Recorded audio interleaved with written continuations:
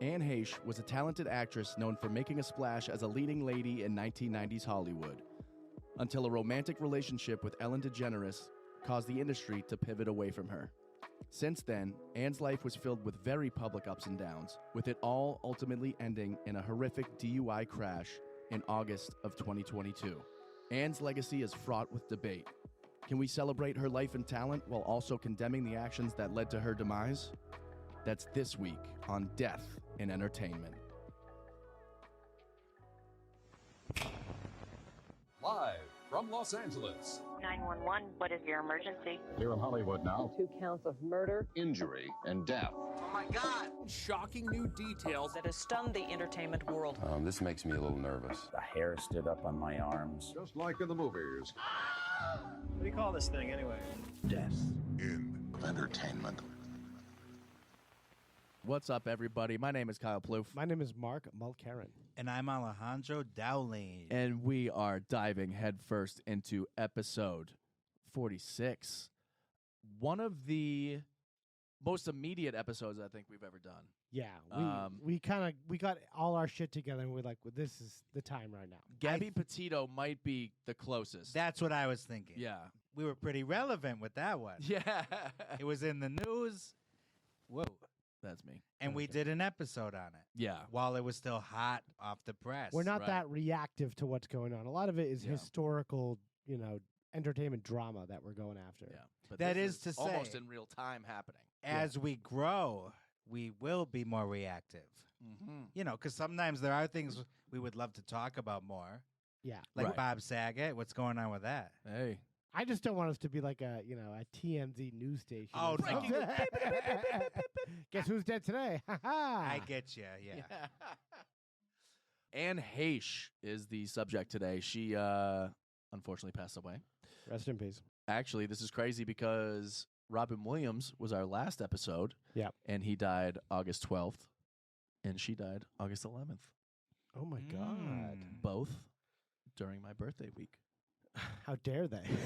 It's about me. yeah. This is a Kyle episode. We're gonna Yeah. a lot of focus here on Kyle. I feel like this is going to be a very divisive episode because there are a lot of people who are very upset with the manner in which she died, the choices she made that led to her death. and some of the coverage of her death also. Yeah. We can There's talk a about lot going on Yes. with this death and her pre-death.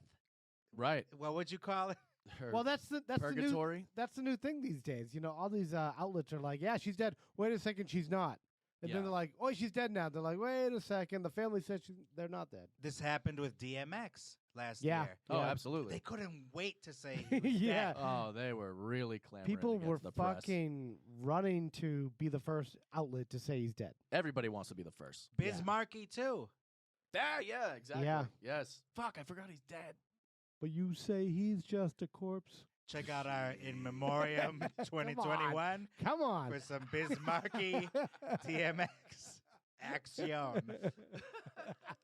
Here Mark, we go. Starting off strong today. Yeah. Coming out hot. Some controversy. You know there's going to be a comment that says, Of course. Mark, how dare you Yeah, a whole make light thread. of Bismarcky's passing? Here's a thread on how, insensitive Mark is today. Yeah.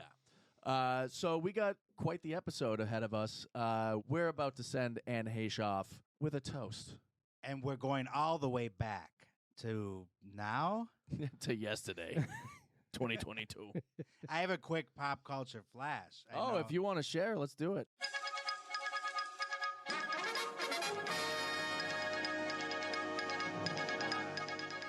Super Freaky Girl by Nicki Minaj is at the top of the charts. Is that what really is at the top of the charts?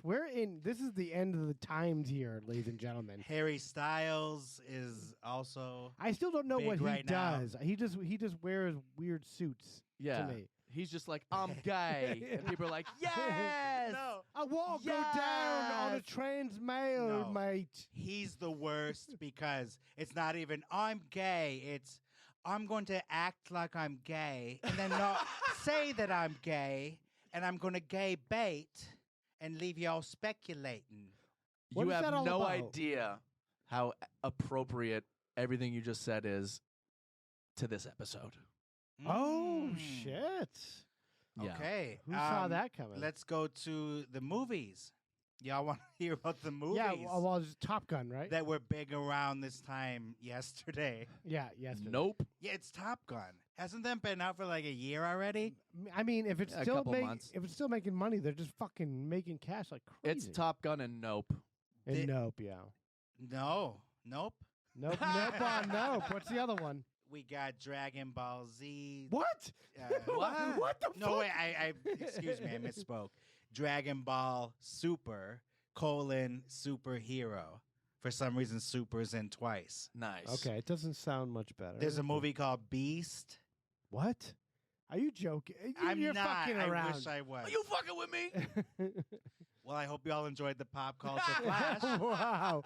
I can't wait to go see Beast at the theater. What is Yeah. that? I don't know. It's Okay. probably better than Nope. Yeah. I like Nope, actually. Ugh. Didn't see it Oh, yet. dare you. That's another pod. Yeah. Yeah. Get out of here. Yeah. Get out of here. Get it?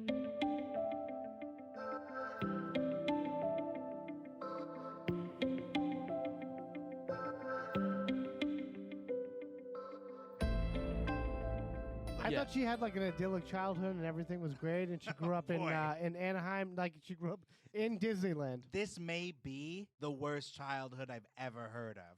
And I'm And talking we're- about We're talking about Charles Rocket. Charles Rocket, With big- Natalie Wood. Yeah.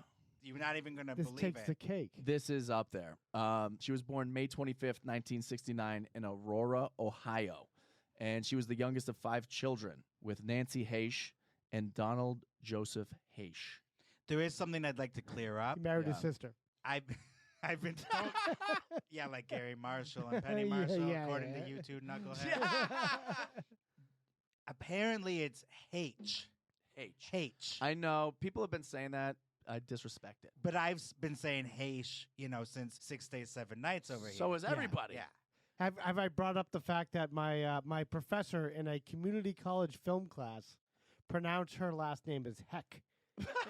And he was like an 85-year-old drunk maniac Yeah. who kept saying, like, remember they did the Psycho remake? Huh? Like yeah. the shot for shot for some Of course, fucking reason. yeah. Yeah. Yeah, he's like, well, Anne Heche is in this remake of the Hitchcock movie. And it just beats the heck out of this me. guy was Yeah. such a fraud, and he was like, he reeked of vodka. He wishes that it would be Heck. Yeah, I guess So so. he could write the fucking review in the college paper being like, what the heck was that? Ah. And he's like, next week, we'll be studying Citizen Kane by Orson Welles. Yeah.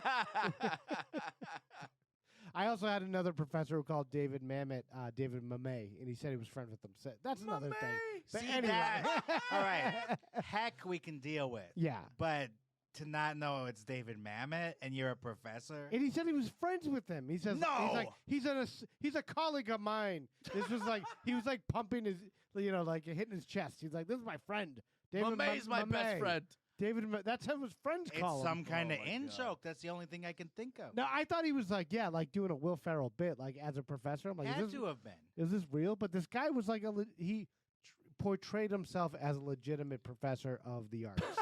He's a fucking fraud. Speaking of David Mamet, Okay, he wrote one of Anne Heche's movies, which what? Wag the Dog. Oh yeah.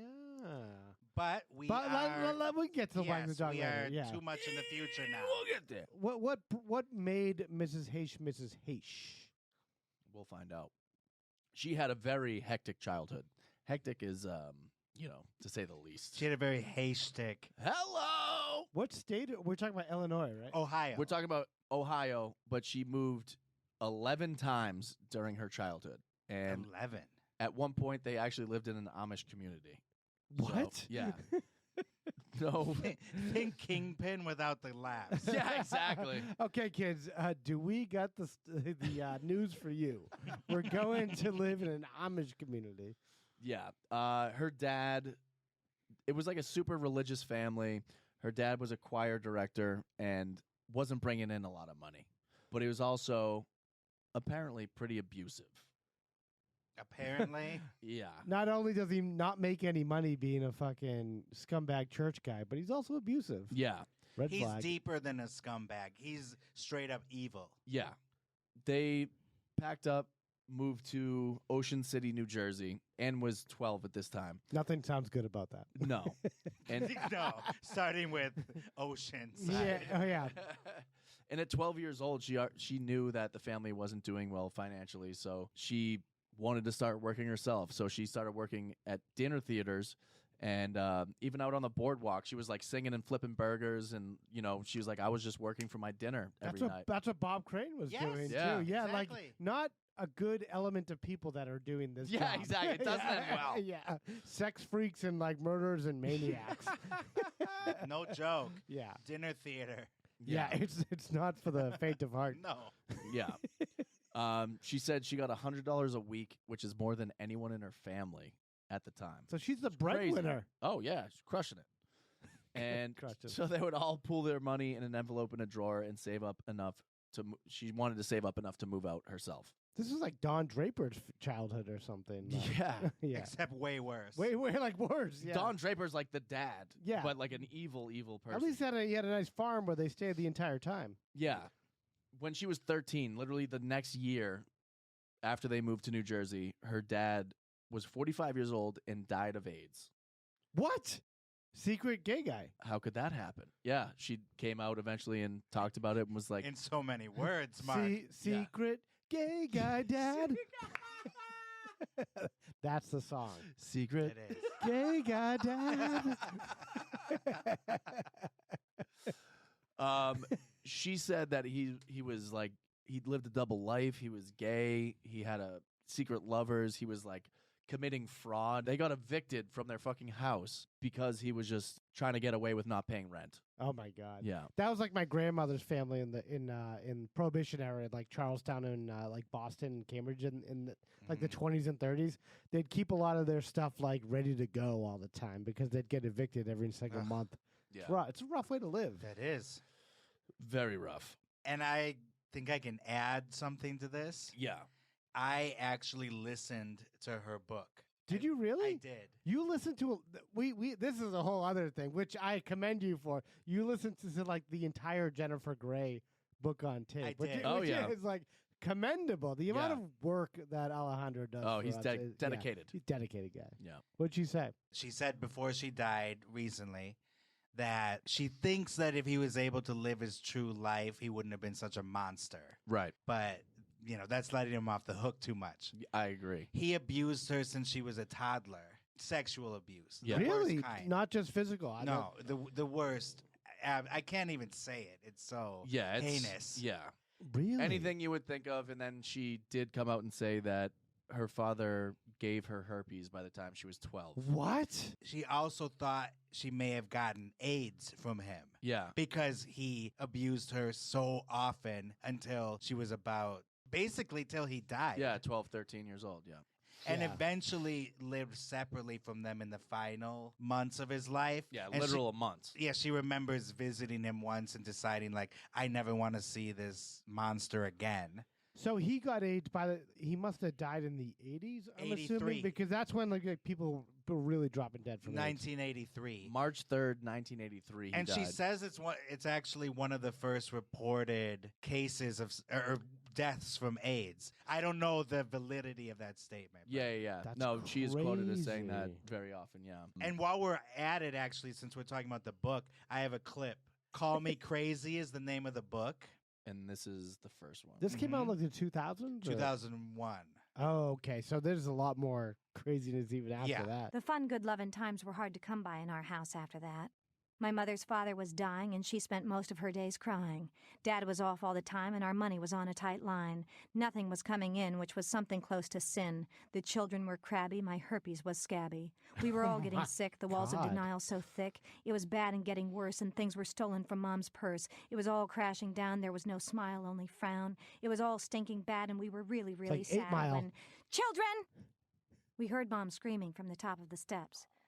And what she goes on to say here is that $4 was missing from her mom's purse. So Mhm. she asked the kids, which one of you took it? Everyone said they didn't take it. And so then the piece of shit dad came out and said, all right, I'm going to beat you till one of you admits it.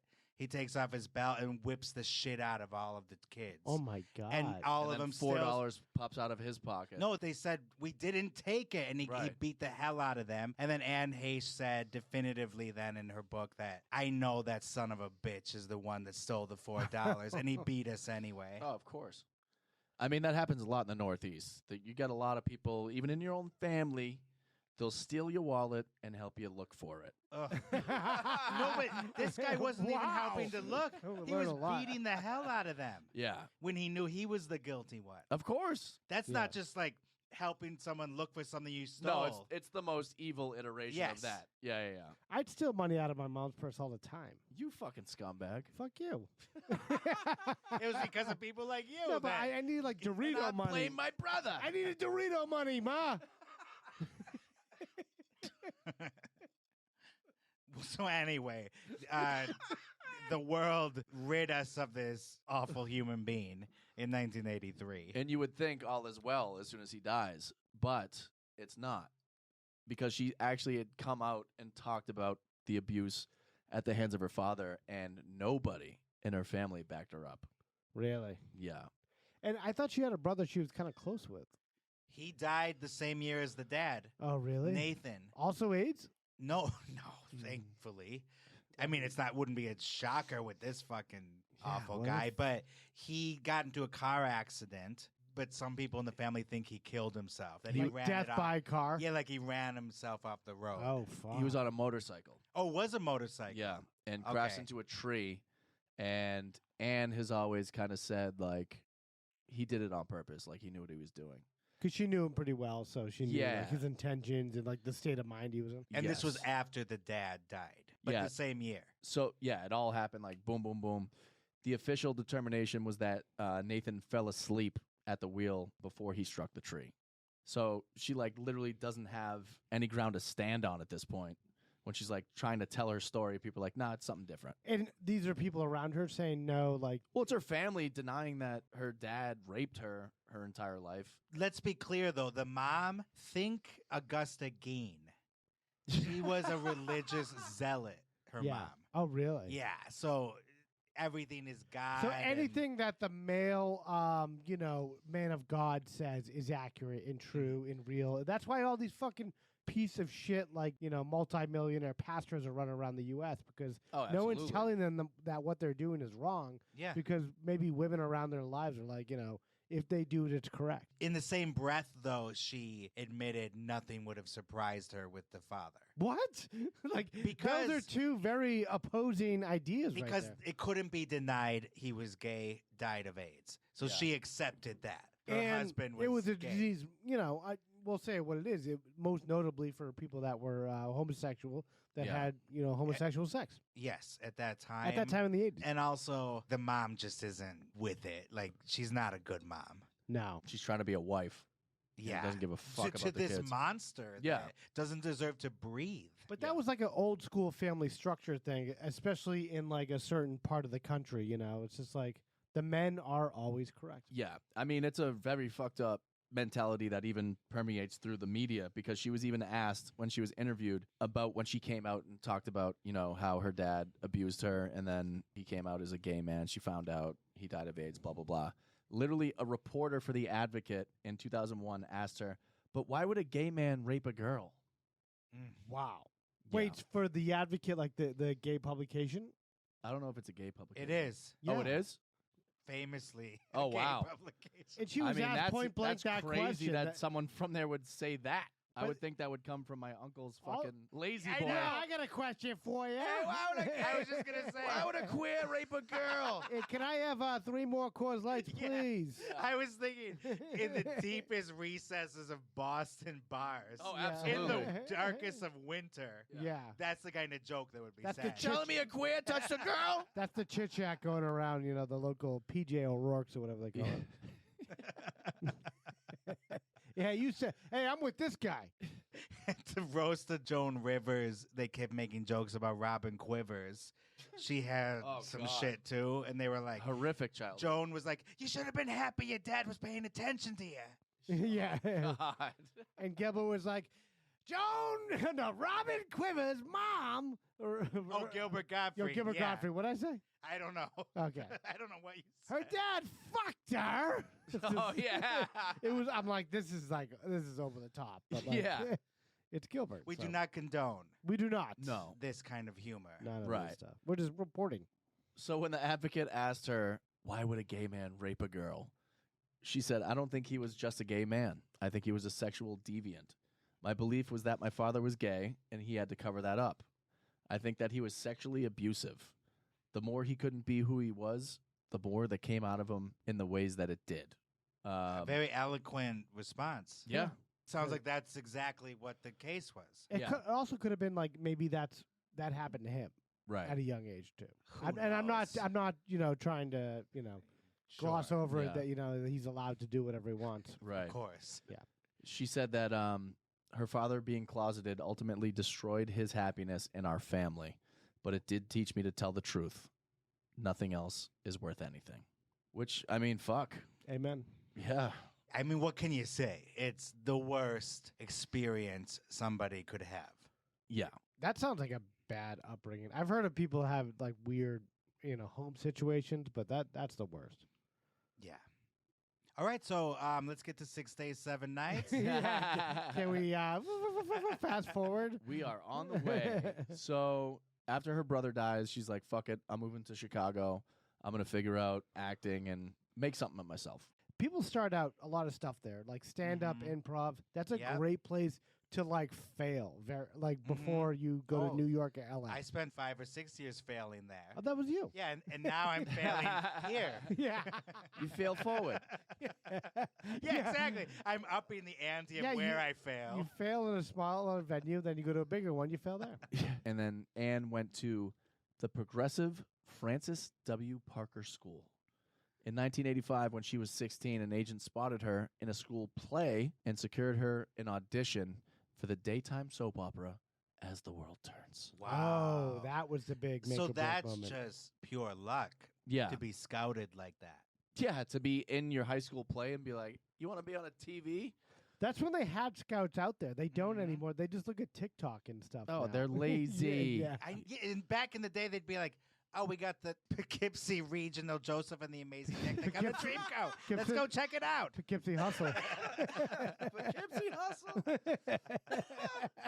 There's some first graders doing the best Christmas pageant ever. Yeah. Let's get tickets. Send out this schmunt to go out and check it out to see if there's anyone good there. Like, but they did that with like bands and stuff. Yeah. They did that with actual talent. Lorne Michaels would go and check out No, random. I'm gonna go to I'm gonna sit here and not laugh and then hire you. Yeah, I want to. Maybe you should be on the show. I don't know. Wrong. Right.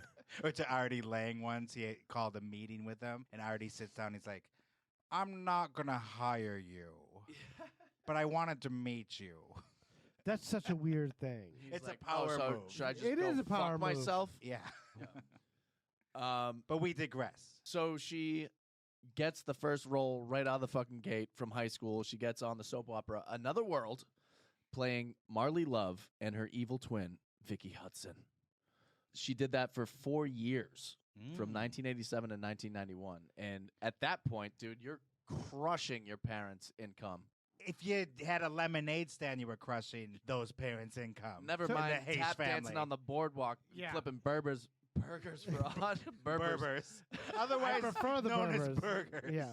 Tap dancing on the boardwalk and flipping burgers for This- $100 a no. week. She's crushing it. That family had no money. No. This is like winning the lottery. Wait, so Yeah. it's probably no decision to like, hey, do you want to go to New York and make a bunch of money on the soap opera? Like, yeah, I'll leave today. Yeah. There's one detail I might add that the dad baby. apparently had some reverence for actors and Hollywood. So that was one thing that drove her early on that, I can be an actress then and get respect. Oh. So her dad was okay with that.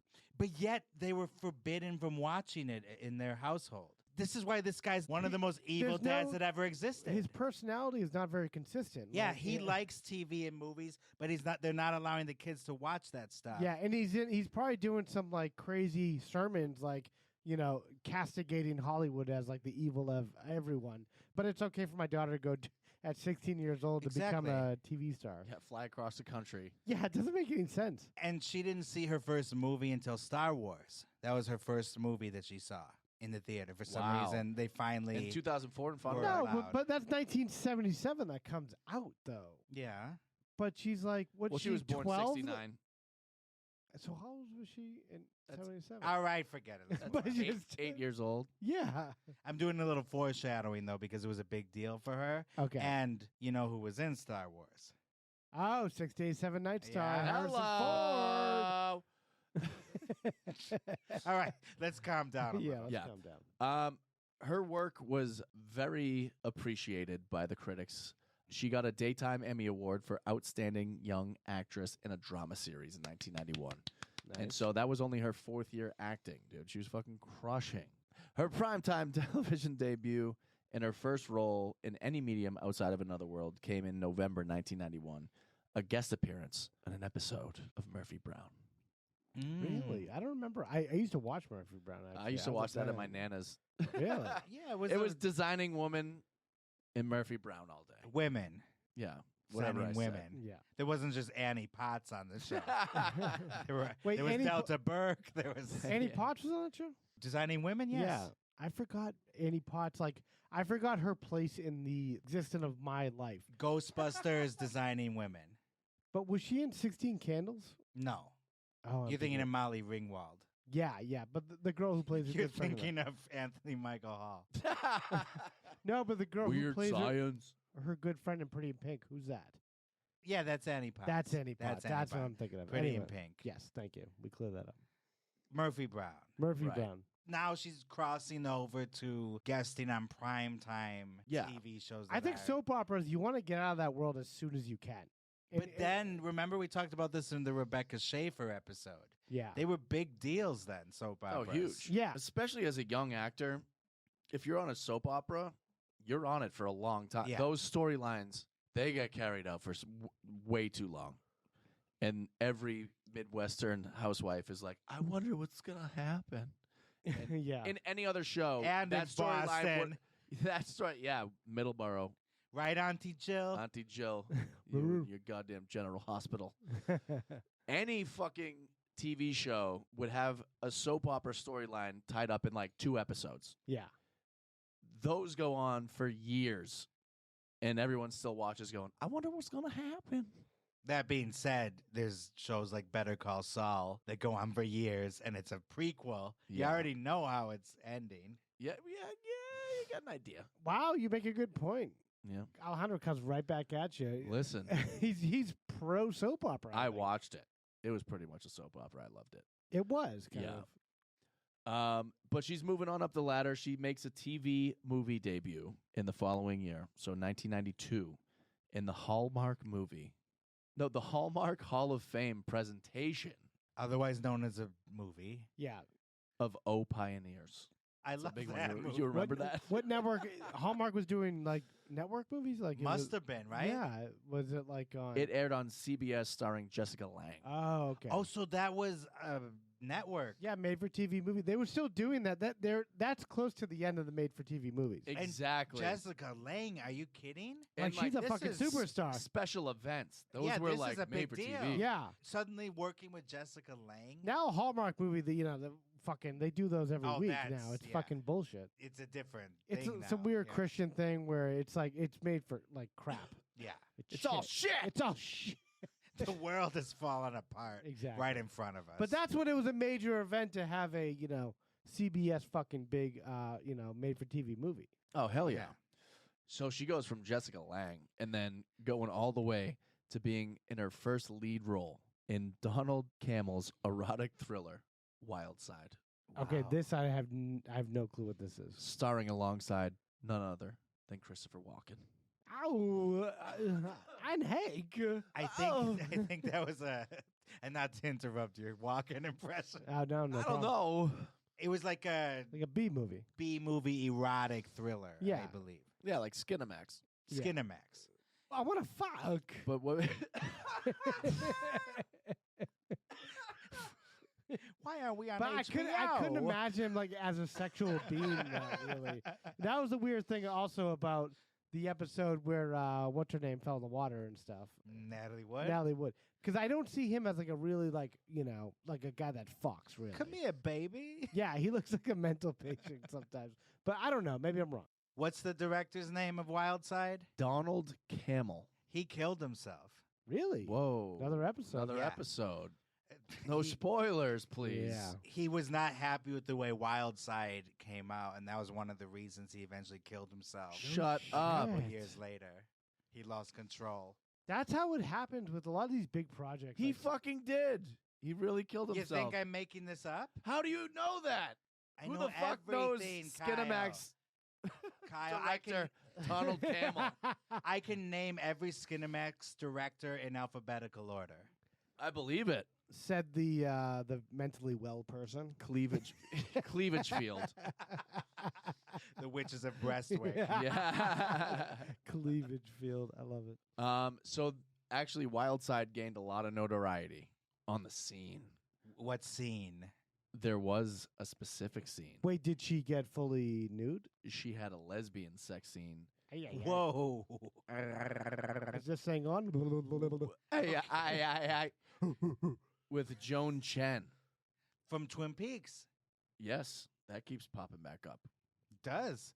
The dots always connect in Always, the die world. Always. Not everybody appreciated the fact that she did a fully nude, very graphic sex scene with a woman. Her mom? Her dad. Her dad's dead. Oh, okay. Well, He phones her from hell. He's like, what are you doing getting naked with Joan Chen? He's like, put on Evil Ed McMahon. Ah, what's going on? I'm not dead yet, I'm but down here I'm also. hanging in hell anyway. I'm broke down here too. I need money. We're going to kill Kyle. I know, man. This is gonna I'm be the fucking end. dying. Yeah, this is the episode. This is where we get meta and Kyle drops dead. Yeah. Carry on. Avenge me. A special episode. So she does a lesbian sex scene, right? Yes, we remember. People are like, meh about it. In 1996, she also had a starring role as a college student contemplating an abortion in a segment for the made-for-HBO anthology film, If These Walls Could Talk, Oh, I remember that. Yeah, that was a, co-starring Cher and Demi Moore. that was a The pretty decent... abortion thing. Yeah. HBO was doing very good original movies then. They had been for a while, but yeah, that was one of their more. It was powerful. The Yeah. Cher one was very powerful. Yeah, So she's pushing the boundaries of content. she's smart. She's taking good, like edgier roles. Yeah. She did another movie in 96 where she actually had a very disturbing death scene. Walking and talking? No, it's like a romantic comedy. But that was one of those like indie flicks that was cool. Who else Walking was in and that? Talking. Who else was in that? Kathleen Keener. Oh, it's yeah. Nicole Holofcener. Oh yeah. She's done a bunch of movies since then. Yeah. And my doppelganger, Liev Schreiber. Self-proclaimed Yeah, I know. doppelganger. That's bold. Yeah, yeah. Matt Damon, my doppelganger, was Yeah. not in that, but you know, My he- daddy. No, I'm talking about The Juror. Oh, Alec Baldwin. Yes. Yeah, I remember this movie. Close your ears if you don't want a spoiler. But her death scene, he forces her to take ecstasy and then strangles He's her. an evil motherfucker in in this bed. movie. Yeah, this is like Malice level Alec Baldwin as a bad guy. And on Siskel and Ebert, Gene Siskel took he had particular distaste for that scene. He said, why in movies do you always have to see successful women get murdered like that? Yeah. The moment there's a successful woman, she has to either be like a awful person or get horribly That's murdered. kind of true, actually. I kind of agree with that. Yeah. Yeah, if you ever saw Michael Clayton, what's the red hair girl? Tilda Swinton. She is an evil motherfucker in that also. Yeah, exactly. A successful woman Yeah. is either portrayed as She evil she murders a guy. or they let their guard down and they do something really And they stupid fuck that it up. results in Yeah. their death or something. It's never the male counterpart's No. fault. Because yeah. Anne Heche is like a successful lawyer or a doctor or something in The Juror. Yeah. So, of We're- course, she has to be killed off. We're like a brutally. feminist podcast here now. I think you're right, Ella. Alejandro. We're breaking through to the other side. I think and Kyle's on board with that kind of. By the way, And he's talking. we loved if these walls could talk. Yeah, it's pretty good. It's pretty groundbreaking for the time. This podcast or that movie? I would Yes. say yes and yes. Okay. So she's coming out swinging. Coming out. Yeah. I don't think she came out Wait, yet. give it a couple of years. Yeah. Okay. 1997. This is a big year for her. Is it? She is starting to become like an actual A-lister. She's like a household name. Yeah. She's Mhm. Anne Heche. And heck, what the heck?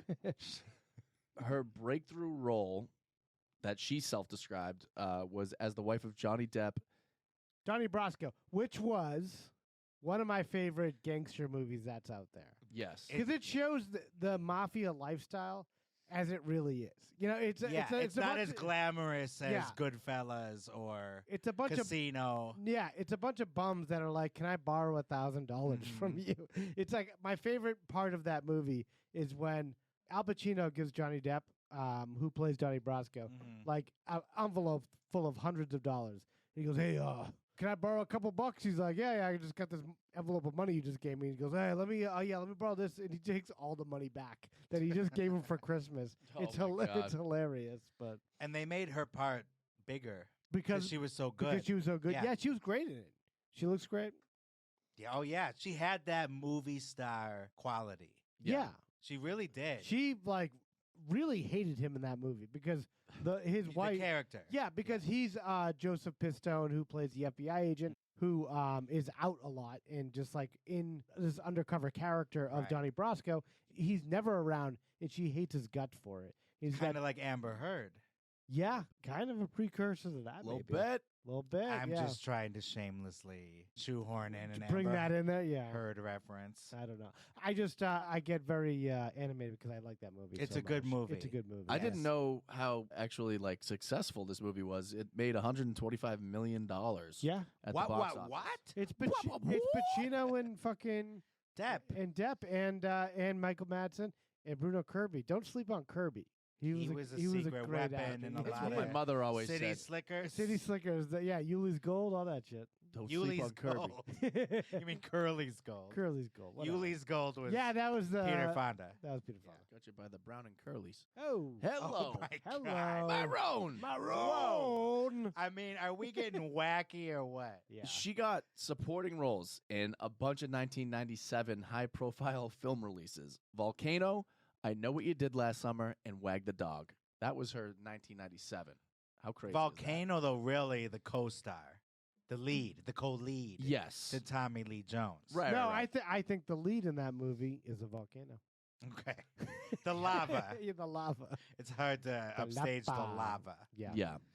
Volcano becoming a very tumultuous movie for her. There was a lot going on. A lot of lava. She had a lot of beef with Tommy Lee Jones, right? Who was it? didn't? Jim Carrey? He couldn't even get along with, Yeah. like, I cannot sanction your buffoonery. Yeah. Yeah. By all accounts, he's just a cunt. Yeah. I think And he's always the go-to Oscar cutaway to look like he's not having a good time. yeah, he's like you're like grunting in the fucking audience. Yeah, because he didn't get his Oscar for Cobb. That was his big swing and a miss. But he, how long you been holding on to that one? I wrote that 18 years Kyle's ago. stumbling left and right, but he fucking crushed it. Kyle was That's a like- home run right there. I was a little kid, like, oh, Cobb, and he's writing his little yeah, notes. fucking. Puts a sticker on He it. had that locked it and the loaded. But Tommy All Lee I got. Jones won for The Fugitive. And Harrison Wait, he Ford did? didn't even get nominated. So But that's my favorite movie with him is The Fugitive. no, I know, but what I'm saying is, what does he have to complain about? Wait, so Well, Tommy he Lee won Jones, an Oscar he Okay. did win an Oscar? for The Fugitive. Wow. Well, he wanted it for Batman Returns, or which one he wanted No, for? Kyle's saying No, he couldn't believe he Cobb. was resigned to that kind of movie with Jim Carrey. But because he went for Ty Cobb in It flopped. It was a 1994, Yeah. not only did it flop, it went up against The Mask and Dumb and Dumber and Ace Ventura in the same fucking year.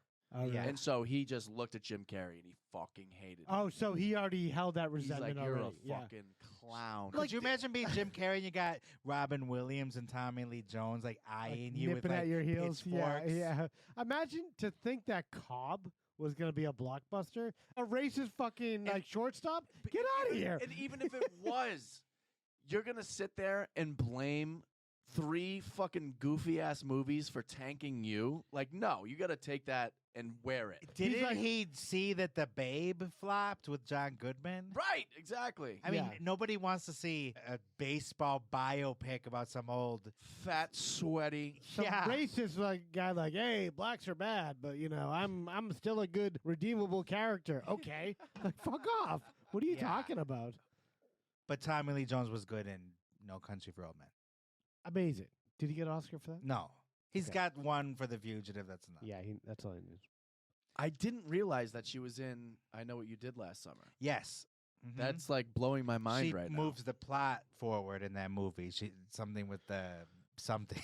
Wait, does she Something play with the hook and the guy. Is she a teacher? Haven't seen in it the for a car. while. What is she in that? I love that. I know there's people pulling their hair out right now being like, I just watched that movie. She portrayed the minor role of a backwoods loner. Yeah, maybe she had the story about the guy, like, you know, oh, I remember that guy. Yeah. She lived in. Yeah, you better.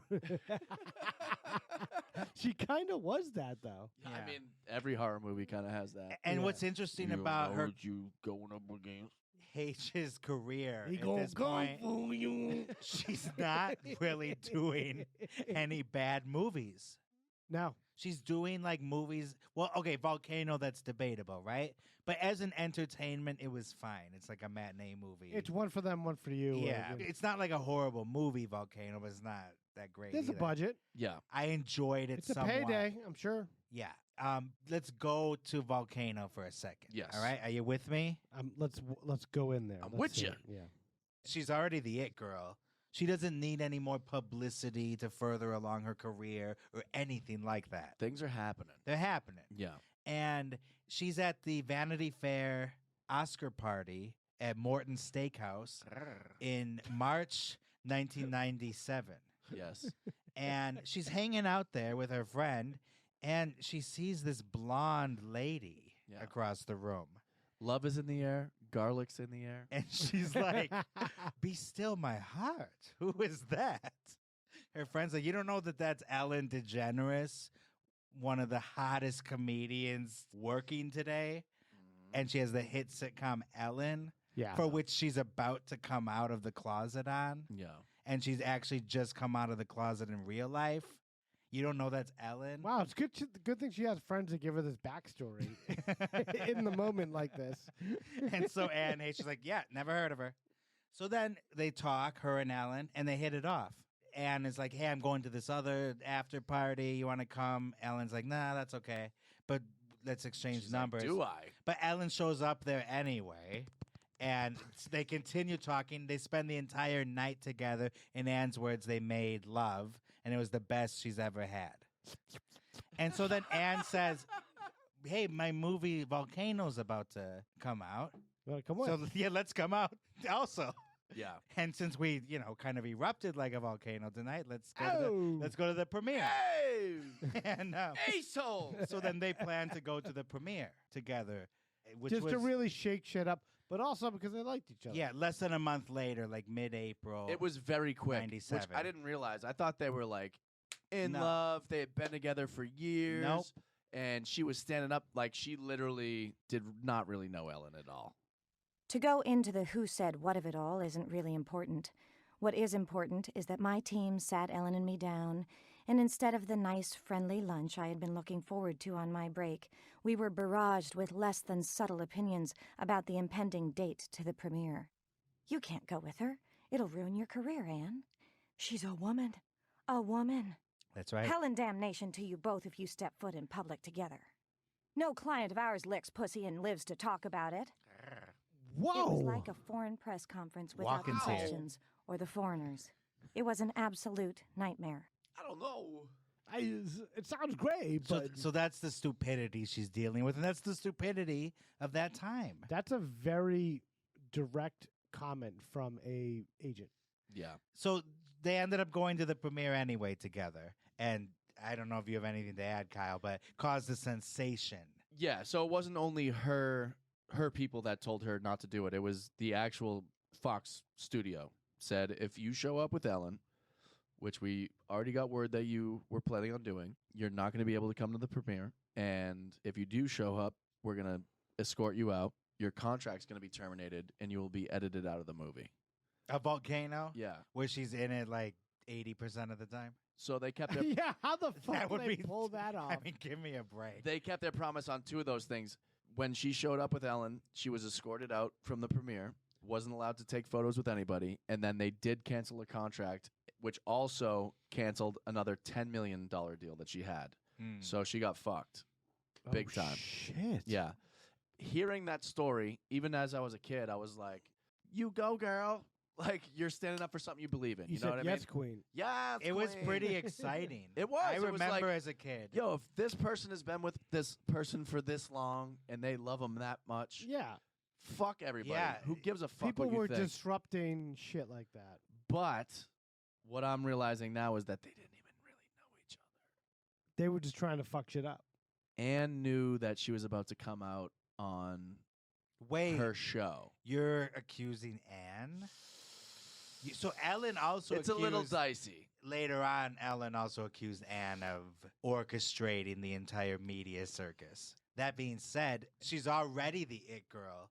She had nowhere to go but down with this Ellen relationship. If she doesn't show up with Ellen, she's skyrocketing. Yeah, this is 97. Same year Wag the Dog comes out. I mean, that movie, to call it a darling to the critics is an understatement.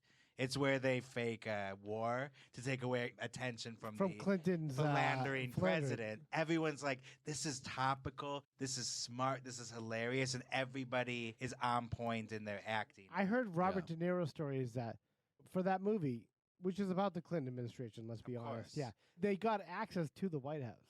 They had like a meeting, Dustin Hoffman, Robert De Niro, and the other guys in the movie, and maybe even Willie Nelson was there. And yeah, he's in the movie. And Clinton's like, "What's this all about?"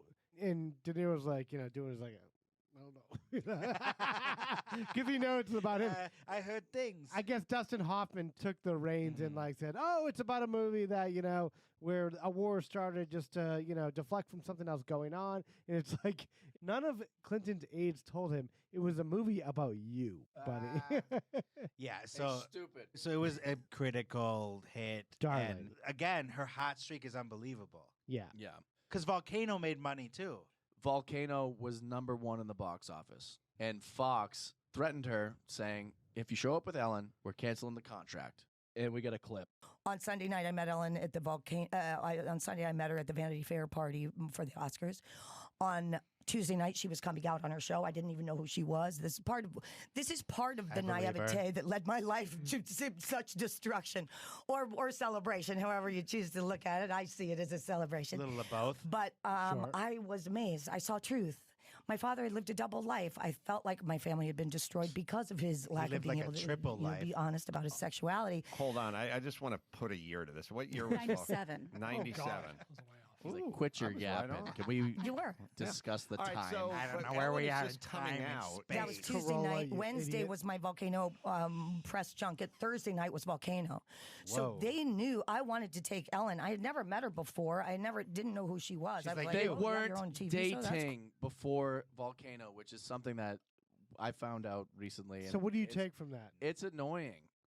The whole sales pitch on their relationship Oh, get over it. was that they were madly in love and no corporate bullshit is going to stop us from being lovers. She didn't even know her. Kyle, have Trust you ever me. heard of Love at First Lick?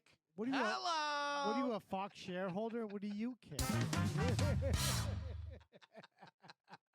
To be fair, though, she later admitted that she wanted to shake things up, like in terms of more equality, bringing attention to things. Bringing attention for sure. Well, she still had right. in the back of her head like her dad, who was sheltered, and she's trying to spread to other people in the country that it's okay to be like this. And she probably was really enamored with her And maybe right that off could the bat. that could save their It's lives. possible. Yeah, you've never met someone the same night. You want to get married and throw your career away? Yeah, and piss off some Fox executives. That was probably the You want to cancel your contract that for was this the meat woman? of it. She probably hated those fucking people, and I don't blame her. I don't blame her at all. Yeah, I don't blame anyone for wanting to shake things up, but the You can have sales multiple. pitch, You can have multiple reasons for doing something. the selling of this story that it was two star-crossed lovers completely in love and nothing would separate them, Sure. and we're going up against the man, kind of disingenuous. Not exactly. This could have been her way to get back on a contract dispute or Kyle. something else. Who I thought- cares? Unbelievable. I thought they were married at this point already. you like, know- I'm you- taking my wife. And she goes, I didn't even know her. Did you know lesbians couldn't get married at that time? Yeah, No it one was informed you of illegal. In that? Massachusetts, they figured it out. No, but that wasn't until 2003. Mark, he also thought the Blair Witch was real, so let's Yeah, give like, him a well, little Israel! leeway. Who are we arguing with here? Exactly. In Israel! I thought they were married. They know married. No, but I think it was whatever went down, whatever reasons why. I think it was positive. Here's how I view But it. it's a She little had contrived. a crazy upbringing. Of Insane. course. All of life is Awful. contrived. 100%. And Kyle, Nothing's on the level. So she is enamored with Ellen. Stars are aligning that night when they meet each other. And all of it happens at once. She's like, we can actually make a statement here. And this is so exciting. And she's not thinking fully with her brain either. Right. It's all just excitement. A volcano, if you will, of Hello. excitement. Also, at this time, with all this craziness, that's when she auditioned. She got called in to read for 6 Days, 7 Nights Yes. with Harrison Ford. And remember her first movie she saw in the theater? Star Wars. Yeah. So that was a big deal. But All this is, come Solo full circle. himself. isn't this one of the things, Kyle, that they were threatening her with? Like, they can pull 6 Days, 7 Nights from you. Yeah, she was already She's like, contractually. she was involved. already in. They were threatening to pull it. But they did, and they already canceled like other contracts that she had. She lost $10 million. But you that's know. rock and roll. That's fucking badass. though. They Say, were "Fuck taking you. Exactly. They were taking this contract out of her hands, and Harrison Ford was like, "No, give me that." Yeah, Get off he's- my plane. No, I was going to say that, too. He stood up and said, get off my plane. He stood up for her, though. He called her up and said, I don't give a damn who you're sleeping with. I Yeah. look forward to working with you on the movie. Exactly. And that was that. Fuck yeah. She lucked out. That movie is one of Alejandro's favorite movies ever. No, it's not one of my favorites. But you like it? What is going on? Why are you singling me out as the big fan of because it? you love it. I'll admit I saw it in the theater, summer 98. Fuck yeah, you did twice. Might I make a point about it? I was aware, obviously, of all the coverage. Yeah. And it made no difference to the movie. It is a summer popcorn entertainment. Yeah, I remember seeing it. I don't remember like specific aspects of it, but I remember it coming out. It's like Hepburn and Bogart kind of thing. Yeah, in Out of Africa. Yeah. She's got that screen quality, and it's an entertaining movie. Yeah. That's it. He's a And- little older for her. Yeah. Well, that's every movie in the Yeah, 90s. that's true. That is kind of Same thing with Jurassic Park and Laura Dern and Sam Oh, Neill. yeah, that came out recently. Yeah, and it did. Yeah. People on Reddit made a stink about it. Of course. Well, 98 also, at the end of the year, she appeared in Psycho. Gus Yes. Van Sant. Shot for shot. In which my community college film professor had a lot to say about that. But what can you say about that? There wasn't really much to it. It was just a shot-for-shot remake Yeah. of Psycho. Who cares? I've said With- this before. I who find it cares? a fascinating With Vince Vaughn, experiment. but why Vince Vaughn? Why? It's a fascinating experiment, though. I guess so. It's interesting But because Gus Van Sant is hot off of Good Will Hunting. Why not do something more interesting and fun like he did like fucking... it was uh, interesting. Really? Yeah. It proves that it's not the same movie. You can't just remake a movie shot for shot. It's not going to be the same thing. So he proved you shouldn't do it. Pretty much. Yeah. But yet I can enjoy Maybe it. do Drugstore Cowboy 2 or something. No, but I can enjoy it as an experiment. I guess so, or like maybe he's like trying to get in the mind of Alfred Hitchcock and see like what led him to these decisions and. What's everything. one of your favorite movies you've seen? Like Goodfellas, right? Okay, Let's say someone did a shot-for-shot remake. it would be Blasphemy. Of course. Yeah, But you've seen it so many times that part of you would be kind of amazed, like, I can't believe but they there's went no for possibility of doing that for Goodfellas. It seems like such a chore. It is. To have to Yeah. do like every fucking shot. But Are okay, you look kidding at me? how dumb TikTok, YouTube, all that stuff is. It's filled with stuff like this. People lip syncing or recreating scenes, this and that. Gus Van Sant did it on a massive level with a big budget.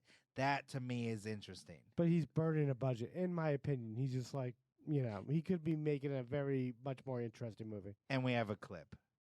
You slept here all night? Yes. As I said, I couldn't keep my eyes open. So. There are plenty of motels in this area. I just pulled over. Have I broken any laws? No, ma'am. Then I'm free to go? Is anything wrong?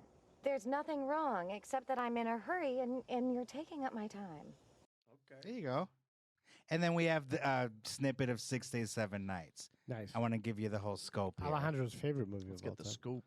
This is the trailer. See if you can spot which one's not like the other in the actors they list at the end. Okay. I'm sorry. You're kissing me? No, for this. Oh, I remember that. Yeah, he throws her off the cliff. Harrison Ford. I really liked kissing you. Anne Heche. If I start, I'm not going to be able to stop. That's good. Doesn't it? David Schwimmer. The Schwim. Holy 6 days, 7 nights. Some sort of creature has just swum up my pants. That's bad. Find adventure. That's bad. It's Schwimmer. Yeah, it's David Schwimmer. It's Ross. Better not catch you smiling. All right, there you go. That's where they really made fucking movies pop, you know? Those were the days. Those were the days. By the time of the movie's release, summer 98, Ellen's show was canceled. Yeah. Final episode airing in May 1998. And everyone blamed the fact that it had too much lesbian content, leading even Elton John to publicly say, "Oh, would you get on with it already?" That's hilarious. Yeah, he's got no tolerance for bullshit. Yeah. And Ellen regretted the whole making the show lesbian-centered after it was canceled. Did she? No, but that doesn't make her look good. She's like, I wish I was never a lesbian. No, she had a public face of like, I'm proud of the work we did, but privately she was upset that she, I lost ruined it. everything. Yeah. She wears weird suits. She looks like the Joker suit. I'm not getting into talking about women's suits. Judging women's suits here. Make sure that makes the cut so nobody yells at us. Not judging women. We got it. Yeah. So Anne Heche was really upset about everything that happened after that. She said she was blacklisted from Hollywood. Was she? Possibly. Was it because she was a lesbian? Possibly. She directed a couple of small things too. Yes, but she wasn't in a feature film. No. Until like 10 years later. She directed, incidentally, in 2000, a segment in If These Walls Could Talk 2. Oh. That starred Ellen and Sharon Stone. Really? And they get it on. Get out of here. That. You've Sharon never seen Stone that? Fucks Ellen on camera? Yes. That's how she got into Mensa, I heard. Everybody leave. No, and it was actually short of tons of nudity. It was pretty much like a Skinamax flick. Wow. This segment. Yeah. It's a couple trying to get pregnant. They're like Two chicks? They're like scissoring the whole They're going to thing. be at it for a while. And Ellen Degeneres. Fuck. You're going to need a bigger... Now that you mention it, it was a little gratuitous because, they're obviously using other means. One of But us yet- needs to get pregnant. But they're doing each other a lot. Go. Yeah. The segment is basically them doing each other. Don't ask why I know so much about this. Yeah, All you right. seem to. Wait, do we have a clip for this? You can look it up if you want. Yeah. Not safe for work. I will later. Okay, later. Yeah. Yeah, so her directing. What do you know about her directing? She was interested in directing, and she directed a couple of small things, but that was her most high-profile thing. Oh, that was the big one. Yes, and that was tail end of the relationship, too, in 2000. Yes. I think they broke up in 2001? 2000. Oh, they broke up in Yeah. 2000. Yeah. See, In the year 2000. my expertise ends when the book ends. So Yeah. 2001. Yeah. Last chapter of the book. Yeah. Yeah, What- they broke up in August of 2000. Okay. They announced the breakup, and by this point, Anne hasn't dealt with any of her issues yet, really. Her crazy life continues to be crazy. She becomes heterosexual after that. Well, come on. She does. It's all fluid, bro. Yeah, she's fluid. Okay. I'm saying she starts dating men more. Well, she dated men before Ellen. In fact, Yeah, she did, but I'm saying Ellen's after the Ellen. only one that she actually dated that Did- was a chick. exactly. She wasn't a lesbian before Ellen. Oh, really? She had never been with a woman before. which kind of helps with Kyle's point. Disingenuous But, story. do you know who she was in a serious relationship right before, Ellen? Who? Joe? Joe Mama? Yes! Fuck! Joe Esterhazy? Steve Martin. Shut They up. did the movie A Simple Twist of Fate together. They almost bought a house in Hollywood. And this sounds made up. This is from the book.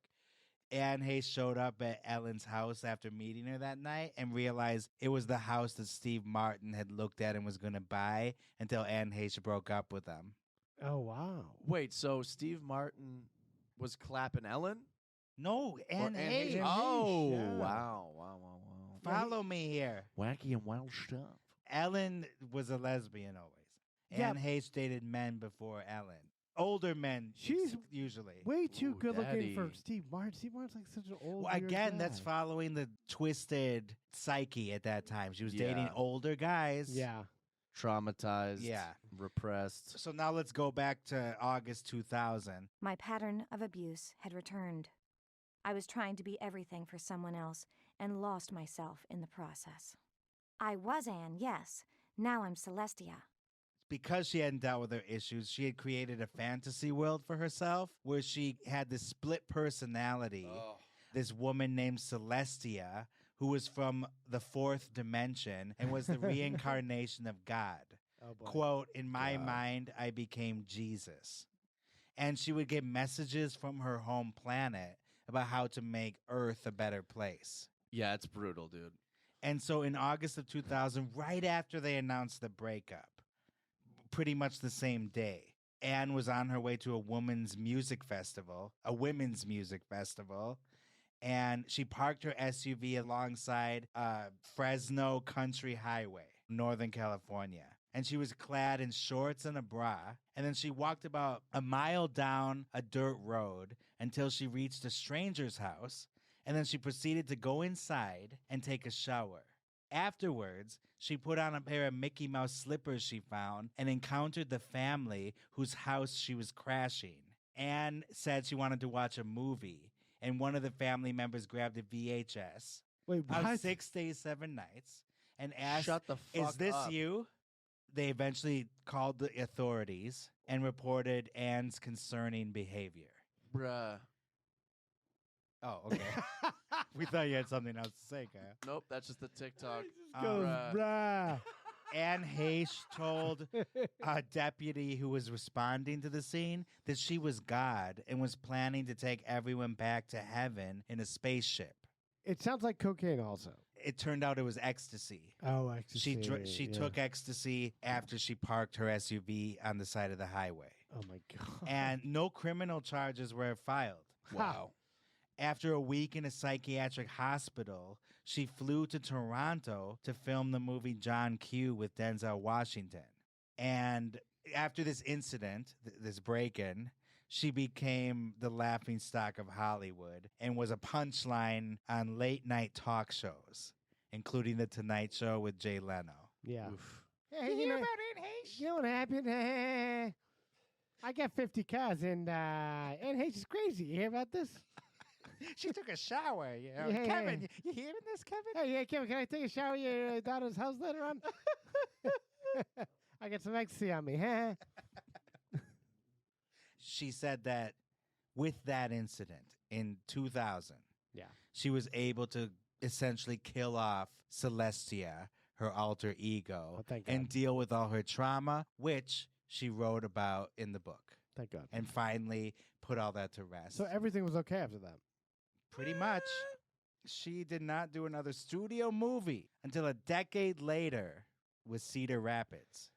Wow, that's a crazy movie to be the next studio movie. But Love that movie. Was that Ed Helms? Yeah. But you saying that that's what like caused her demise? Everything. It put her on a list. The Ellen stuff, and then right after the breakup, she That has puts this you on a list. incident, and they all called her crazy. Well, that's what put Robert Downey Jr. on a list. And same thing with Natasha Lyonne. She didn't really get her career back on track. Till Orange is the New Black. Yeah. Which was 2008? And Ish. Robert Downey Jr.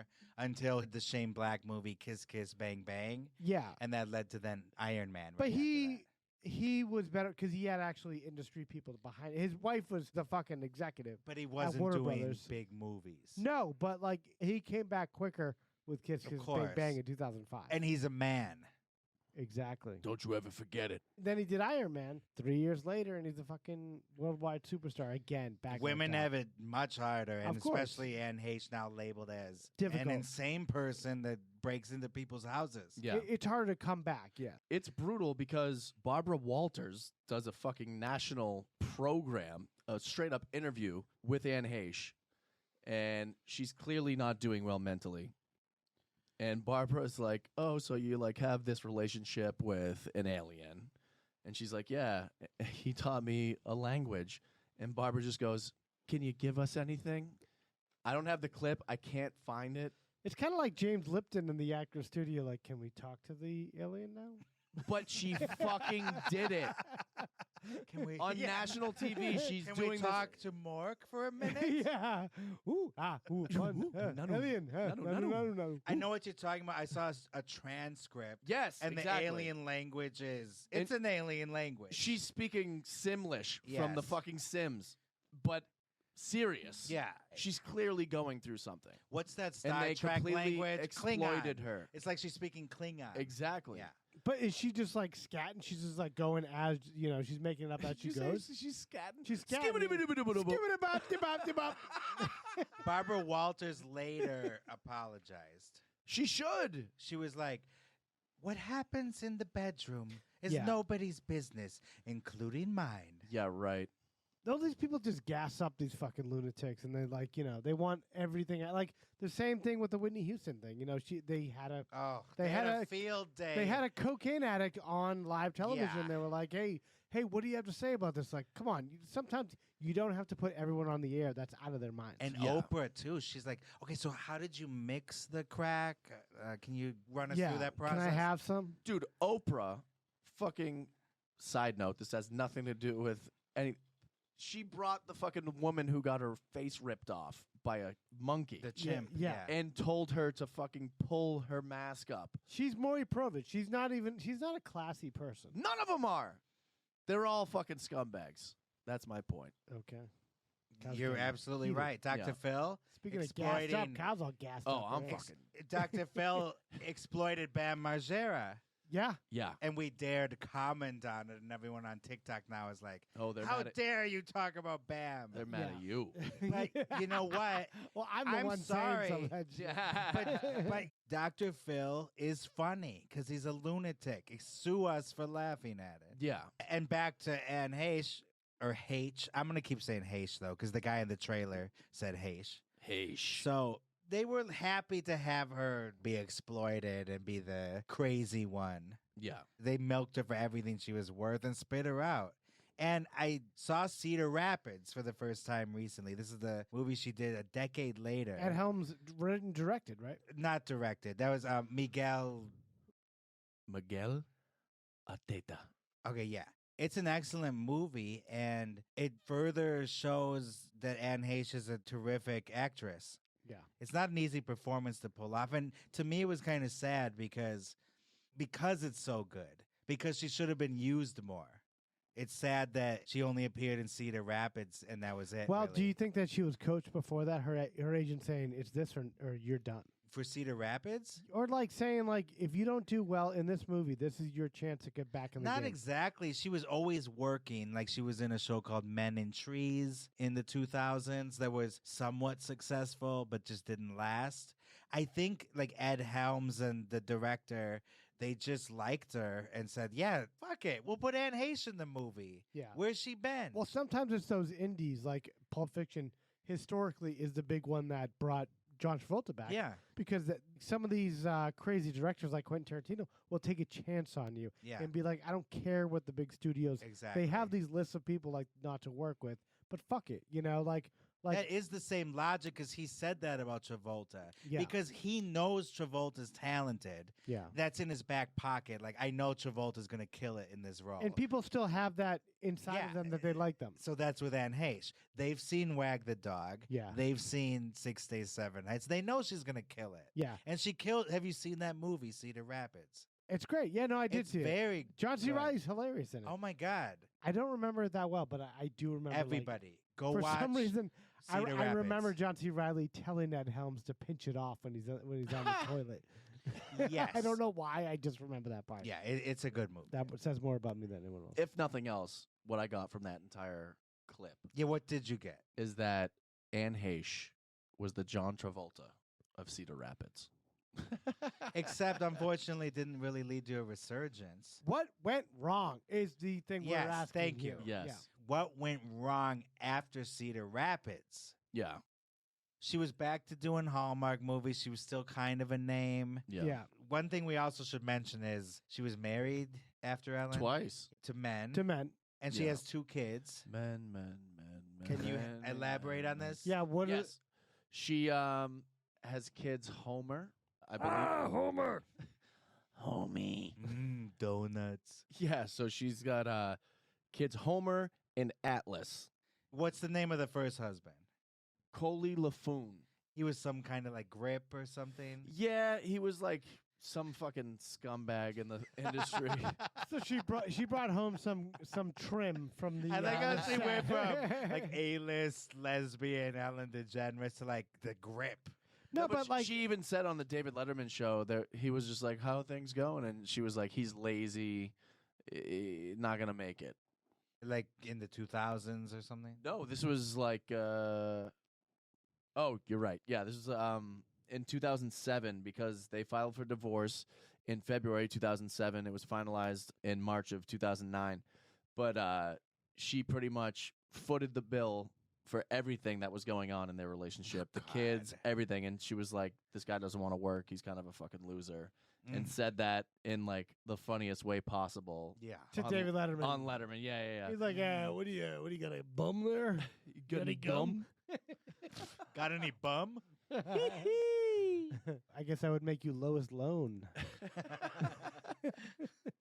So after that, she begins a relationship with actor James Tupper. They have a son, Atlas, born March 2009. They separated in 2018, so she's got kids out there. She's got ex-husbands now. She's fucking just living life. She's just fucking shitting through Hollywood. She's got voided contracts. Yeah. She did Dancing with the Stars. She did, and there is a piece of trivia about that. Okay, let's hear it. Jinx, you owe me a Coke. There are only 5 former contestants that are deceased. She is one of them. 4. Name them. Florence Henderson That was a sad one. danced on season 11. Yeah. Because Well, she we seems still full of life. we when saw she that died. she's not gonna live forever. All Number right. 2, Valerie Harper, season 17. That was a long death. Well, she died on the set of the Harper Family art before that. Anyway, In so character. Too bad mom died. Yeah. She said she had 6 months to live back in like 2012. Yeah, she probably said that. And every she year. died like Yeah. 10 years later. Yeah. All right, go, Kyle. Number 3, Cloris Leachman Who Oh, saw that guy? A legend. of season 7. Yeah. She was old when she did the Beverly Hillbillies Yeah. in 93. She was old when she was old. Number 4, Mary Wilson. Oh, the Supremes. I don't know. Yes. This is where I check out because I don't know who she is. All right, next. Anne Heche.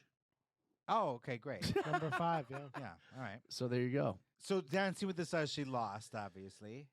Yeah, she finished 18th. And I which is heard not that- good. I don't even think that they have 18 contestants, but she finished 18th somehow. It was so bad. one of the early episodes. Yeah, it was They not added good. on more levels for Yeah. her. I heard she I thought there was only 10. She finished 18. she That's not stormed good. off the set the moment she was eliminated. She was like, fuck this shit, and just ran off. I believe that. What was her problem with it? Because she was eliminated. She was embarrassed.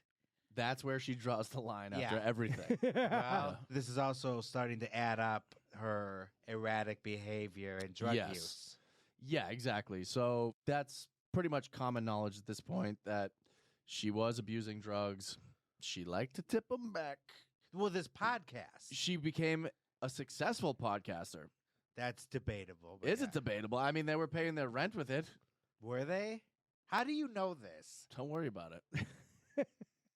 Better Together with Anne and Heather. Yes. Who's Heather Heather? Duffy, that is. She's this publicist nobody knows who she is. She's basically just Anne's friend. Yeah. She wears a cowboy hat sometimes. Of course. And they like to get fucked up together. Nothing's crazier than a cowboy hat Hollywood lady because they go nuts. And you know how many podcasts there are out there? Yeah, there's a smorgasbord. It's way too many. Yeah, in our except for ours. Yeah. There's this thing called Straw Hut Media that just shits out a bunch of podcasts. Let's get better together. Cheers. Cheers. One of the challenges in life is that at 52, I got to continue to be interesting, hopefully. This is their description when they started during the pandemic. Better Together is a space where guests come on with their special person that makes them better in life or in a particular project. It's a big love fest. Now it's me talking. Past guests have included Richard Marx. We all love Richard Marx. He's funny on Twitter sometimes. He's very anti-Trump. Give me Go ahead. Groucho. Go ahead. Carol Okay. Baskin. What? The husband murderer. Yeah, Baskin. And Kill that bitch. Alec Baldwin. Yes. Someone gave me the gun. I didn't load it. Yeah. So this podcast is started while she's ramping up her drug use.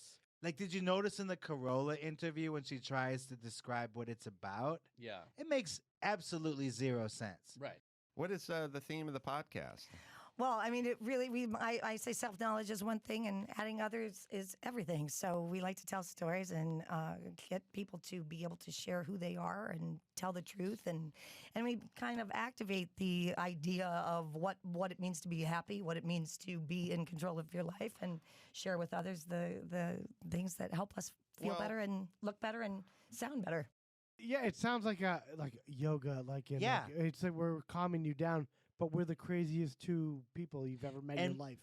Anne Heche never stopped being likable. But they're also, and she's always you genuine. can be unhinged and nice at the same time. I agree. Yeah. It was sad to see her so out of it, but through that even, you could tell, like, God, this is such a sweet, troubled There's so many person. self-help yoga people that are like on ketamine all day. Like drugs are just so infused into this kind of self-help mantra way of thinking. Absolutely. That is just like if you ever saw Permanent Midnight with Ben Stiller, it's the perfect definition of that because he plays Good movie. He plays a TV writer who is into veganism and all this stuff, but he's also doing heroin. Yeah. But he doesn't want to do any bad food, so he won't eat a turkey sandwich. That's exactly what this podcast is. Pretty much. We're going to give you stuff to help your life. Meanwhile, we're train wrecks. Yes.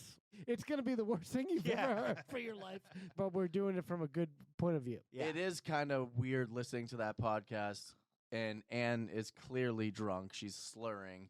Almost every episode. Yeah. And it's not just a little rosé. Like It's the whole vineyard. But who was it, Heather? Heather Duffy. Yeah, so Heather because Duffy it's the whole vineyard. tries to cover for her all the time, being like, "Oh, we're just sitting here, we're completely sober." And Anne's in a just like, bed. and it sucks because she seems like she would be a very fun hang. You're going to have to start getting used to me now, bitch. Watch out. All right. Slow your roll on that Coca-Cola. Cut that out because they'll think it's Coke. So never mind. It actually is Coca-Cola. Oh, well, here's the proof. And one thing is also about the dynamic is because a lot of people are like, well, didn't Heather notice how out of it Anne was? Couldn't she have helped her more? Yeah. First of all, there's a little bit of enabling going on. Yeah, of course. Of course. A lot of it. But also, this is a dynamic that happens in our lovely city of Los Angeles. Yeah. There's a lot of relationships where, unfortunately, someone is famous and then their friend is not famous. Yeah. And they're like, oh, this is great. Like Frank Sinatra type relationship. Like, you said it, Frank. Meanwhile, he's having like a complete mental breakdown. Yeah. Should we go to the clip of the final episode? This is a myth. There was a rumor that got started that the podcast that came out shortly after she got into the car accident, the rumor was that was a podcast that was recorded the same day. But it was not the same day. Correct. Different day. It was Friday, the accident happened. Tuesday, they recorded the podcast. But it was coincidentally dropped on Friday. Right. And so Straw Hut Media scrubbed this from their lineup, but you can still find it if you look hard enough. Yeah. And we found it. This is from the very opening of it.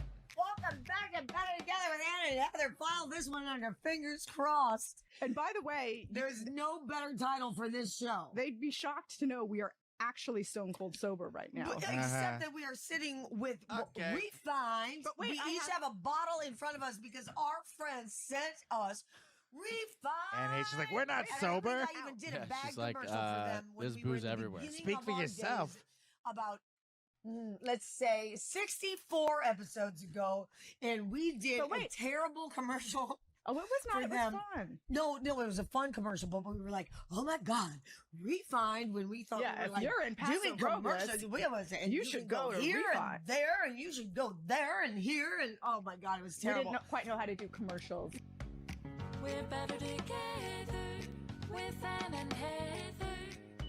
Heather and Anne, That just trying theme to help song you compared to guys what they're follow acting Dr. like. Rom's There's a little more here. Let's listen a little longer. We did a wonderful episode. So anyways, they sent us, Dr. Rom said that we should be drinking vodka instead of wine. And we listened. So Listen to Refined this. makes vodka. They sent us vodka, and we are drinking their it. advice. Although if you look to the side, you might see With wine chasers. Today has been So they're drinking a very wine and unique vodka. day. I don't know what happens. Sometimes days just suck. Hey, that's true. There's another clip from later in the episode, which I just thought it was a bit ironic. Yeah. I am a hermit. I am a scientist. I like to, by the way, I feel better being inside my house on Friday, Saturday, Sunday, Monday, Tuesday, Wednesday, and Thursday. Because that's what makes me feel good. And it's very rare that I like to go out and be around people. All right, then stay in your house and don't go causing destruction all over the South Bay. Right. Where you could have killed a lot of people, but you just killed yourself. Don't leave the house. People that want to like start shit, don't leave the house. Yeah, exactly. Start in your own house, okay? And Yeah. Be alone. I would love it if everybody out there recognized a moment where you were about to say that shitty thing, or you were about to do that shitty thing, and don't do it. Don't and do see it. how you feel. We can debate whether she's an enabler or not, but there is kind of an infamous clip. Yeah. She was filmed with her friend, her podcast co-host Heather Duffy, leaving this restaurant called Craig's in LA in 2021. And I don't know, you be the judge. What's up, Ann? Oh my God. Ann, how you doing, Ann? Hi. Anne, can I get a photo with you? Does anybody know Heather Duffy? Well, who's paying attention to our podcast? Anybody? You hear that? She's trying to promote the podcast. Of course. Y'all know Heather Duffy? This is how I blackout drunk go through the. Are you surprised? Everywhere. I know, but Have you heard of Death and Entertainment? look, and they're taking selfies with her. Okay, check out this guy, his shirt. Green Bay Packer fan. Okay, thank you. This is a little bit later in the night. Okay. She's like performing for them. Thank you. Thank you. She is fucked up, dude. And look at Heather Duffy. Heather Duffy's like, woo, like waving her purse. Watch this now. Ooh. Her podcast co-host falls to the ground drunk and is giggling as she almost breaks a shop window.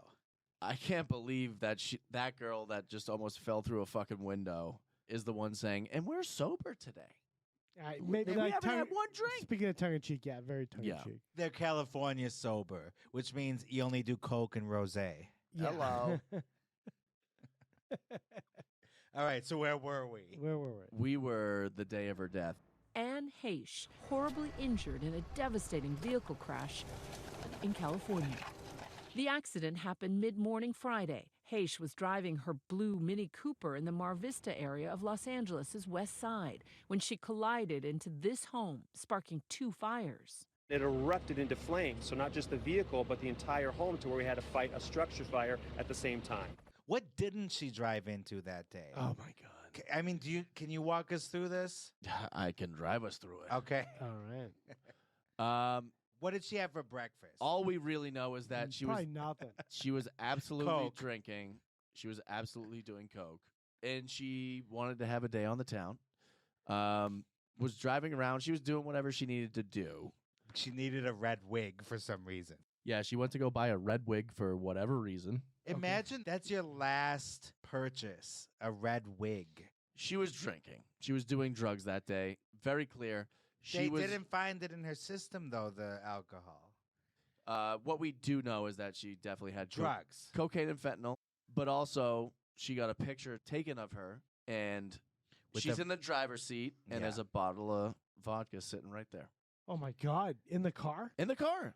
Wow. There's a blind item that might have been photoshopped. Shut up. To sell to Oh. the tabloids to make the photo worth more. There probably are some scumbag vodka companies that are like, just put our bottle in there. Wow.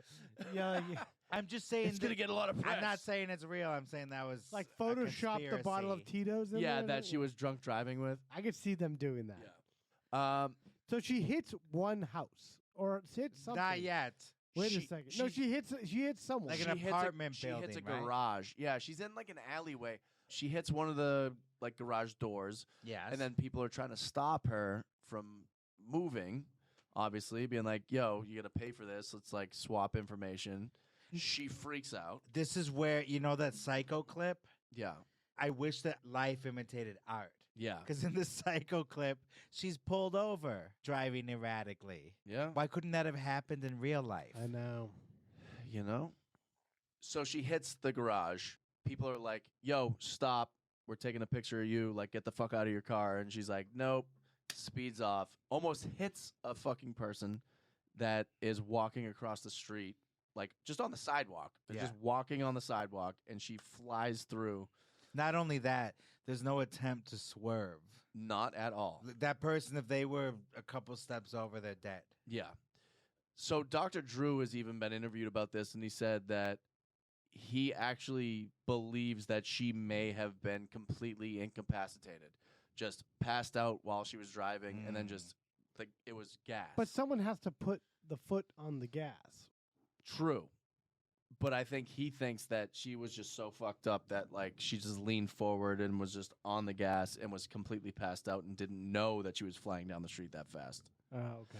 And he said that you can have sympathy for people with a drug problem or alcohol problem. Yes. Until they start destroying property and putting other people's lives in danger. As soon as you harm someone else, Which then if, it's on you. if we saw and the authorities to Yeah. deal with you. I don't want to bring this up too early, but if we saw Nothing's early at this point. the ring, I know, the ring camera from that street scene, if we saw her drive that quickly past that ring camera in that neighborhood where there could be kids, there could be anyone, there Right. could be kids on scooters, there could be elderly people going across the street, Yeah. with their walker with tennis balls at the bottom. Anything could have been happening, but she was just driving like Get a out of fucking my asshole. way. What a fucking asshole. Yeah. Drive yourself off a fucking pier in a rural area. I don't care. There was someone too in LA recently that was trying to kill themselves with the car and ended up killing a bunch of other people. That was on the boardwalk. The right? one person that wanted to kill themselves ended up surviving. Of course. Yeah. The only person that did survive was the fucking asshole that sped 80 miles an hour through a fucking intersection. Makes Anne Heche look like Mother Teresa on this last day. Yeah. Luckily, because she didn't hit anybody. She did hit the house, and then the woman who just lived there with her dog, escaped, right?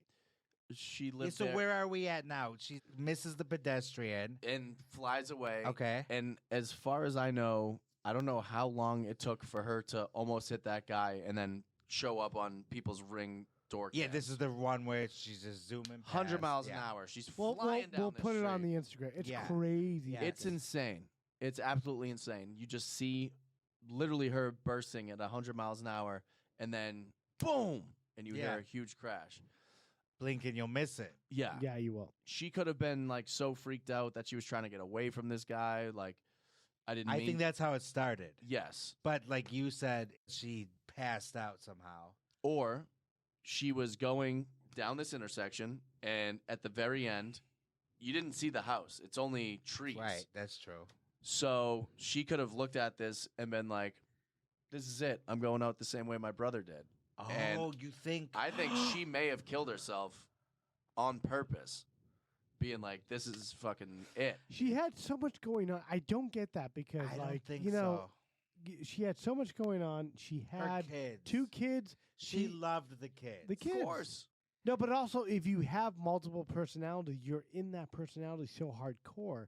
You're not like a regular person where you have just different moods. You have different personalities in which you're like, there's no other way out of this besides dying. Yeah. I guess you're right. Maybe Celestia returned and said, "Hey, let's go home." Possibly. She crashes into the house. Yeah. And it catches on fire. Yeah.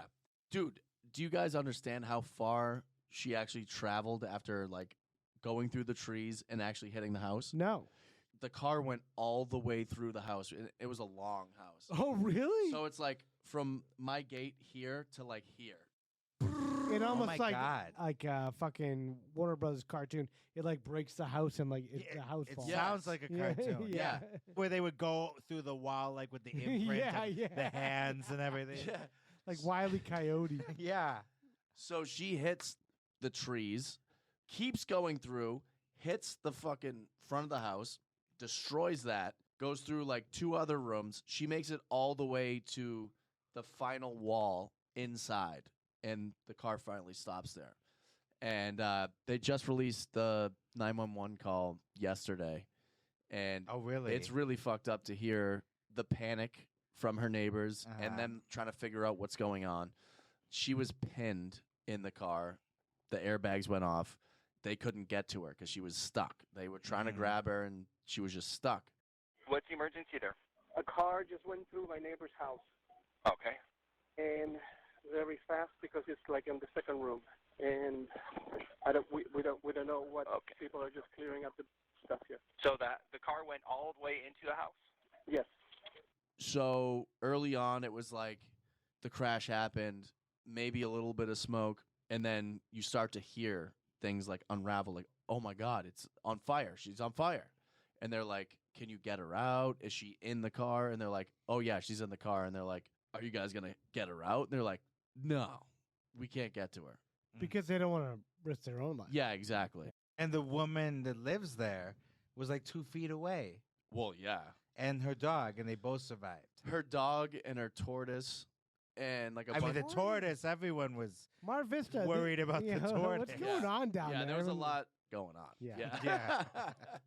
So that woman in that house was renting. Who rents a house like that in Mar Vista? Exactly. Dude. It's like drug dealers. Don't judge. She's sitting there in one It's a room. nice place. You can rent. All of a sudden, Anne Heche flies through 100 miles an hour into We're your all fucking renting. living room. And you're like, oh, great. I don't have renter's insurance. I'm fucked. The owner is going to be fine because they're going to get the money. It's going to get paid for it, blah, blah, blah. This woman actually has a GoFundMe, and I'll make sure to put a link up in our YouTube video. Okay, Oh, help her out. And, Very Good thing for the dog. nice and of you. for yes. the people, you know? Lynn Michelle, I believe her name is. Okay. The house is completely gone. It's fucked. It's like completely not. What do you gone. expect when a car goes through the entire It's house? a Mini Cooper. I don't. I thought it was a bigger still house. a car. Okay. I In thought- Mark's defense, every piece of media you saw about that, like pictures and stuff, the car was outside the house. They didn't really tell you that they already towed it all the way out from inside the fucking house. I was shocked to see the video today, how far it went in. It like burrowed its way through the entire house. Yeah. And so this is the reason she ended up dying. So she was stuck in the fucking car. I'm surprised she survived the initial wreck. She had no traumatic brain injury. Wow. 0. So she didn't hit her head, nothing. What happened is that she was stuck in the car for so long that she was breathing in all this smoke and chemicals. That fucked up her brain. Wow. She wasn't getting any oxygen. She was just breathing in chemicals, smoke. Kind of like how Paul Walker initially survived. Yeah. And then the fire happened. Jeez. That's interesting because sometimes, like Paul Walker, they don't know 100% exactly what killed these people. Yeah. It's not an exact science. Same thing with Ryan Dunn. They just don't know exactly what happened. Right. Well, yeah, it was reported like It's fucked. Oh, she's in serious but stable condition. Yeah. So like for a week, it was like this. When she actually got dragged out and they put her. But on, yeah, they put her on the fucking. They put her on a stretcher, and this is like a massively viral clip. It's of the actual EMTs that are taking Anne out of the house and putting her into the ambulance. People are like totally freaking out about it because they think that she was in a body bag already. Yeah. It's not the case. What actually happens in this video is the fact they understand that she's a famous person, and they know that they have the helicopters above them. So when they're taking her out, they're covering her to like give her privacy. Yeah. And so they put a fucking sheet on her. And as they're loading her into the ambulance, she wakes up and just looks like a fucking zombie pretty much. Just freaking out. Arms flailing. Waking up, flailing. Yeah, and then they just shove her into the ambulance. And Yeah. it's like, oh, well, good. That's a good sign that she's alive.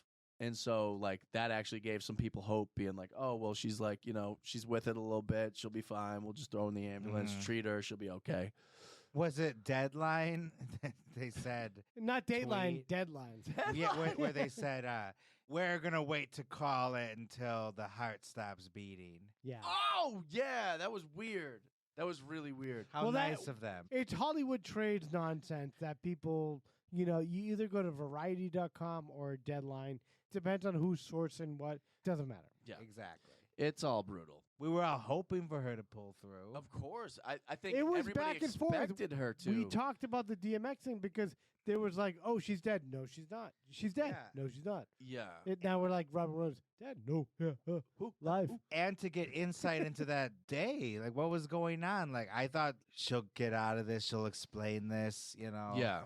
Hollywood is mourning the loss of actress Anne Heche, who has died following a car accident on August 5th. She was 53 years old. Ellen Degeneres posted this heartfelt message to Twitter, writing, "This is a sad day. I'm sending Anne's children, family, and friends all of my love." Fuck Ellen. Okay, so Ellen, by the way, has been canceled pretty much because she's an insufferable, flippant. Whoa!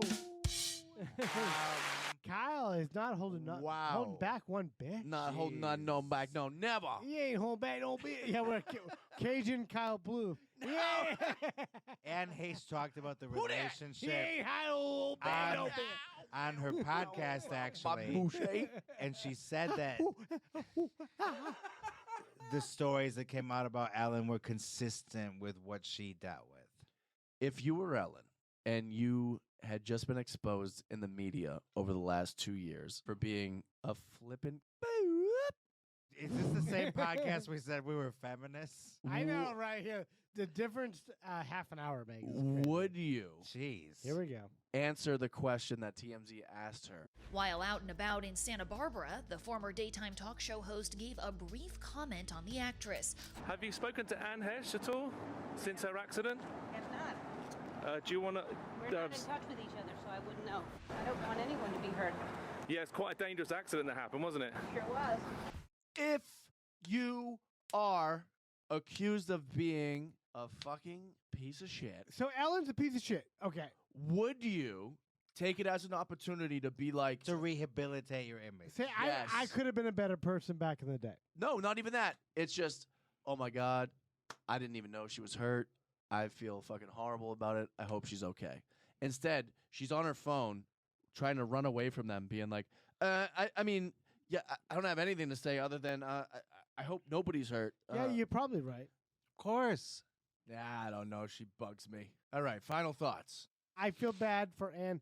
I think she was a troubled person, which No kidding. Hollywood tends to attract a lot of those people. Yeah. Nothing wrong with that. Nothing good with that. They and attract them, they chew them, they spit them. They spit them out, and that's what happened. She had an evil father and a traumatic childhood. Yeah. A really unlikely successful rise to the A-list. They spat her out, and she went out in a blaze of glory that was really unfortunate because it could have taken others with her. Thankfully, but that's the nobody's hurt. Sadness and tragedy of addiction. Yeah, 100%. All right, well, follow us on Twitter. Instagram, please, at Death Entertainment, and YouTube, of course, and email us at Death Entertainment if anything here annoyed you. You know, anything's possible. Oh, my God. For the haters, pick of the litter It's today. the fucking fancy feast. Yeah. As I always say, meet me in the Magnolia Rouse parking lot, assholes. I'm here for it. So Yeah, this is catnip for the haters. Let's go. So that's it.